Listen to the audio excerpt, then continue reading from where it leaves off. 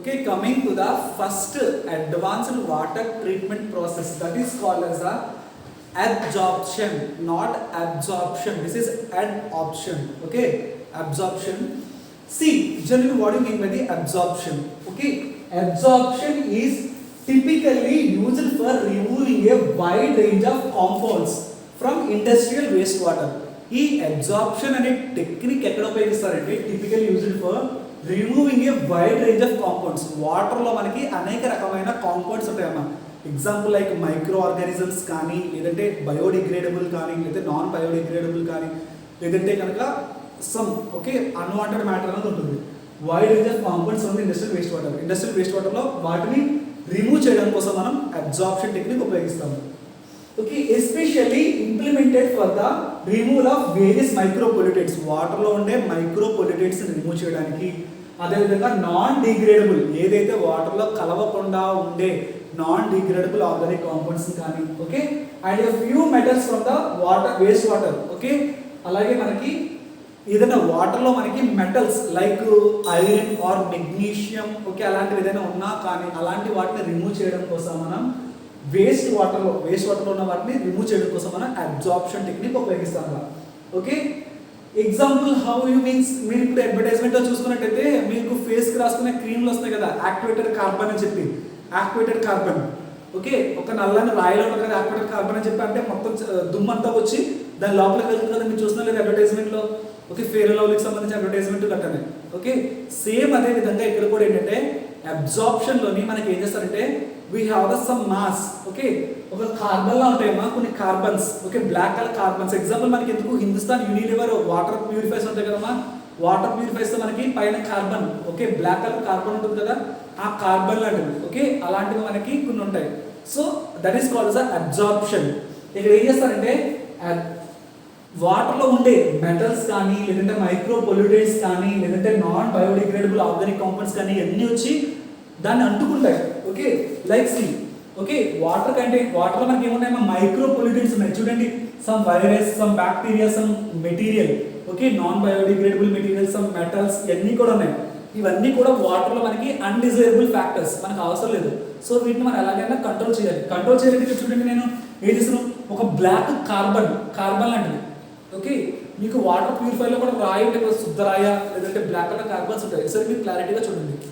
Just ఒక రాయిలో ఉంటుందమ్మా, black colour రాయి లాగా, which is cause of porosity nature. అంటే దాని లోపల చాలా పోరోసిటీ ఉంటుంది, కన్నం ఉంటుంది. ఇక్కడ మనకి ఏమవుతుందంటే all will be get trapped. Whatever the unwanted factors present in the water ఉండే unwanted factors like micro organisms కానీ, పొల్యూటెంట్స్ కానీ ఏదైనా కానీ ఏమవుతాయంటే ట్రాప్ అవుతాయి. ట్రాప్ అవి దీని లోపలికి వెళ్ళిపోతే ఏమవుతుందంటే వాటర్ ప్యూరిఫై అవుతుంది. That technique is called as absorption technique. Sir ఇది ఎలా పనిచేస్తుంది అంటే చూద్దాం. Absorption is a mass transfer process. Example నేను ఇప్పుడమ్మా ఇదే బాక్స్ అనుకోండి, ఈ బాక్స్లోకి నేను 10 లీటర్ల వాటర్ వేసాను. 10 లీటర్ల వాటర్ వేసినప్పుడు ఆ 10 లీటర్ల వాటర్లో నాకు ఏమవుతాయి, కొద్దిగా మెటల్స్ ఉన్నాయి, మైక్రో ఆర్గానిజమ్స్ ఉన్నాయి, నాన్ బయోడిగ్రేడబుల్ మ్యాటర్ ఉన్నాయి, అన్నీ ఉన్నాయి. ఇప్పుడు ఇవన్నీ కూడా ట్రాప్ అయిపోయిందా లేదా? ట్రాప్ అయిపోయింది. సో బయట వచ్చేప్పుడు ఏమవుతుంది, ఓన్లీ ఫ్రెష్ వాటర్ వస్తుందా లేదా? సో ఎగ్జాక్ట్ మనం నిజంగా పాయింట్లో మెజర్ చేసుకుంటే మన బయట వచ్చే వాటర్ నిజంగా 10 లీటర్లు ఉంటుందా? ఉండదు. Because some amount of matter will be get trapped inside the this process. Some amount of matter will be get trap. అంటే ఇక్కడ ఏంటి, మాస్ ట్రాన్స్ఫర్ జరిగిందా లేదా? అంటే ఇక్కడ మేబీ మీకు 9 లీటర్ల 990 గ్రాములు రావచ్చు, అవునా కదా? అంటే మినిమం ఎంతో కొంత రావచ్చు కదా.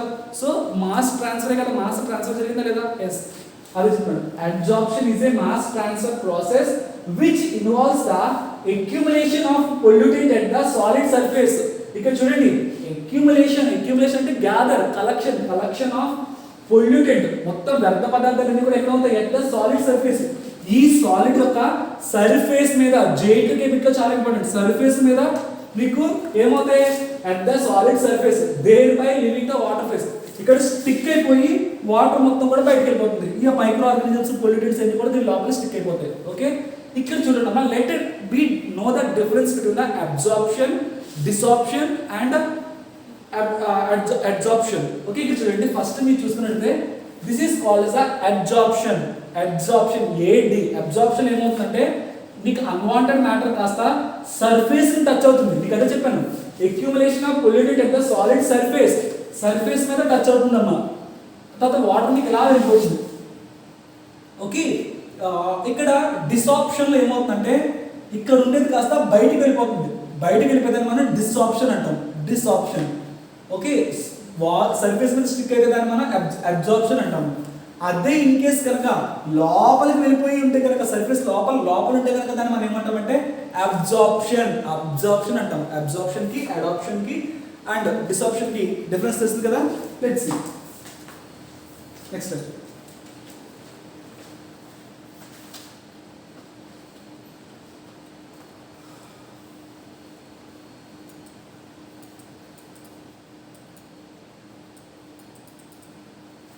Next, coming to the next slide, let's see the continuation. Okay, continuation part. This is the next slide.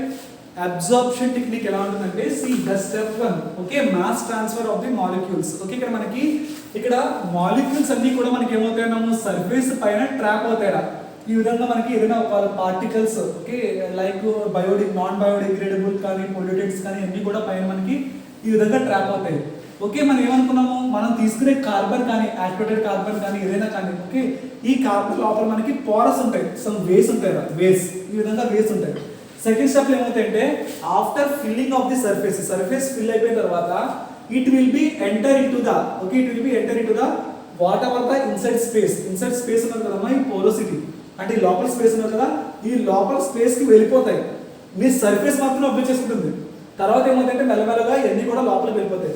Third step ఏమవుతాయంటే the contaminated molecules all will be get accumulated inside the porous. ఈ porous లోపలికి వెళ్ళి fill అయిపోతాయి అమ్మా. ఓకేనా, carbon లోపల ఇవన్నీ fill అయిపోయిన తర్వాత at once upon A time, ఒకనొక టైంలో ఏమవుతుంది మొత్తం, okay, it should be has replace, మనం రీప్లేస్ చేయాలి.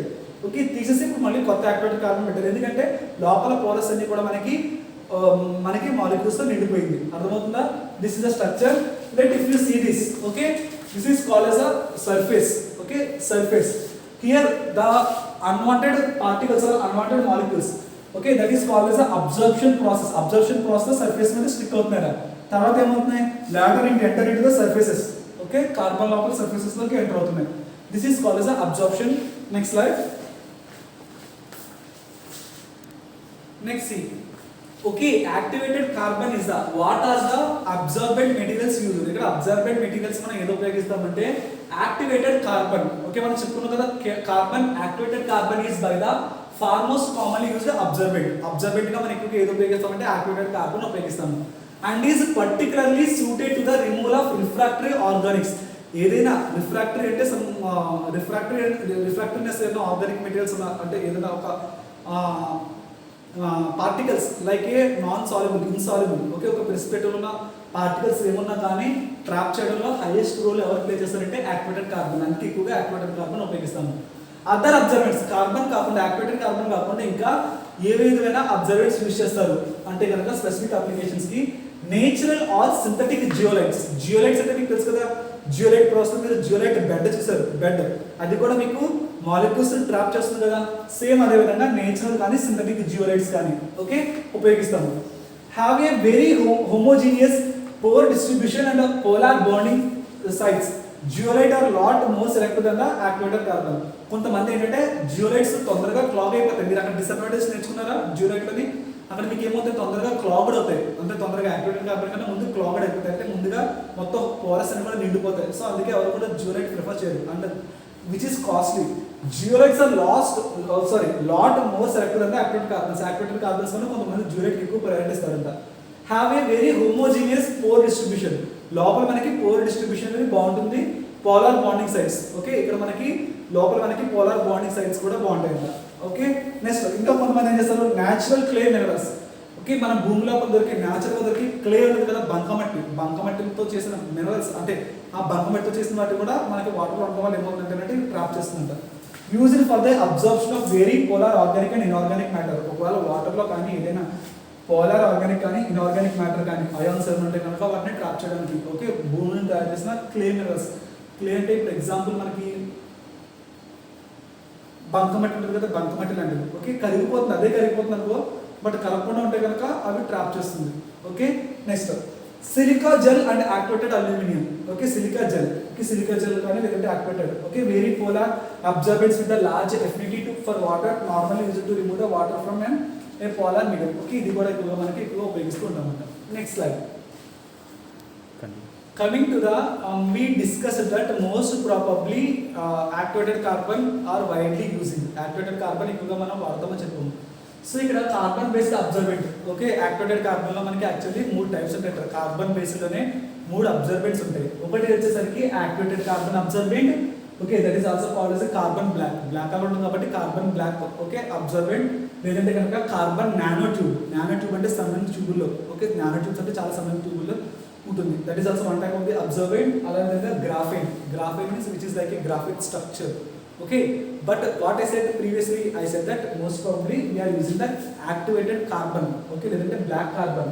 ఓకే ఇది మనం ఉపయోగిస్తాం అన్నాం. ఇందులో కూడా మనకి 3 టైప్స్ ఉన్నాయి. ఏంటంటే ప్యాక్ టైపు, జాక్ టైపు, యాక్ టైపు. ఓకే ఈ 3 టైపులు కూడా ఉంటాయి. ఇక్కడ చూడండి PAC type.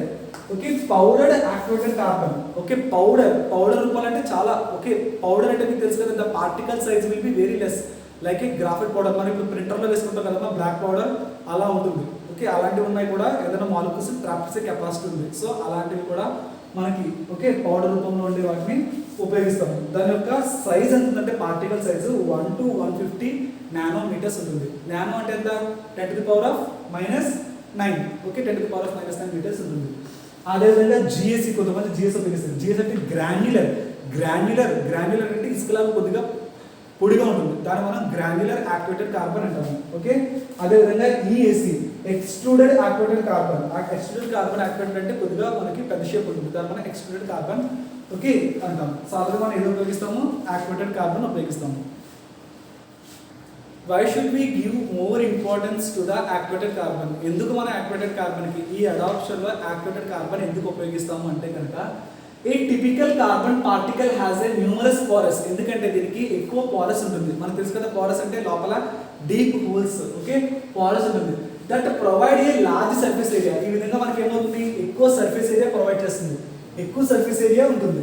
Okay for water treatment. దీని ద్వారా ఏమవుతుందంటే ఎక్కువ అన్వాంటెడ్ మ్యాటర్స్ అన్ని వచ్చి కూడా ట్రాప్ అవుతాయి. Okay next activated carbon is prepare to exhibits a high degree of porosity. దీనికి ఎక్కువ హై డిగ్రీ ఆఫ్ పోరోసిటీ ఉంటుంది. వైడ్ ఓకే స్పేస్తో పాటు ఎక్కువ తీసుకునే కెపాసిటీ కూడా ఉంది. Okay contaminates adhere to the surface of this activated granules are became trapped in the small porous of the activated carbon. ఏదైనా కంటామినేట్స్ ఏమైనా అయితే ఏమవుతాయి ఈజీగా అడ్హెర్ అంటే స్టిక్ టు ద సర్ఫేస్కి స్టిక్ అవుతాయి. ఓకే ఆ తర్వాత ఏమవుతాయి ఇందులోకి ట్రాప్ అవుతాయి. Okay next activated carbon filters are efficient to remove the certain organics metals chlorine fluorine random and other microproducts ఉంది వాటర్. ఇవంతా చాలా ఎఫిషియెంట్గా పనిచేస్తాయి. ఏవేవి రిమూవ్ చేయడానికి వాటర్లో ఉండే ఏదైనా ఆర్గానిక్స్ మెటల్స్ కానీ క్లోరిన్ కానీ ఫ్లోరిన్ కానీ అలాగే ర్యాండమ్ కానీ లేదా మైక్రో ఆర్గానిజమ్స్ కానీ ఏదైనా ఉన్న వాటిని రిమూవ్ చేయడానికి ఇది చాలా యాక్టివేటెడ్గా పనిచేస్తాయి. Okay however it is not effective for the microbial contaminants some metals and nitrates and other some inorganic metals. కానీ ఇదంటే ఒక్కొక్కసారి ఏమవుతుందంటే మైక్రోబియల్ అంటే జర్మ్స్ కానీ వైరస్ కానీ ఏదైనా వాటర్లో ఉంటాయి వాటిని అంతలా ట్రాప్ చేయలేదంట. దానికి ఇంకా కొంచెం అడ్వాన్స్డ్గా వెళ్ళాలి. సో ఇది ఎగ్జామ్లో మిమ్మల్ని ఏమడుగుతారంటే ఏమనుకున్నాం మనమమ్మా ఏదైనా ఒక అడ్వాన్స్డ్ వాటర్ ట్రీట్మెంట్ టెక్నిక్ రాయమంటే మీరు అబ్జార్ప్షన్ గురించి తెలిస్తే అబ్జార్ప్షన్ గురించి అంతా రాసుకోవచ్చు. Okay you can get the very good marks. Why should you are following activated carbon body by absorption. Okay ఈ విధంగా అంతా రాసుకుంటే కనుక మీకు you get the definitely 7 marks advanced water ట్రీట్మెంట్లో. తర్వాత నెక్స్ట్ స్టెప్ ఏంటంటే చూద్దాం. ఓకే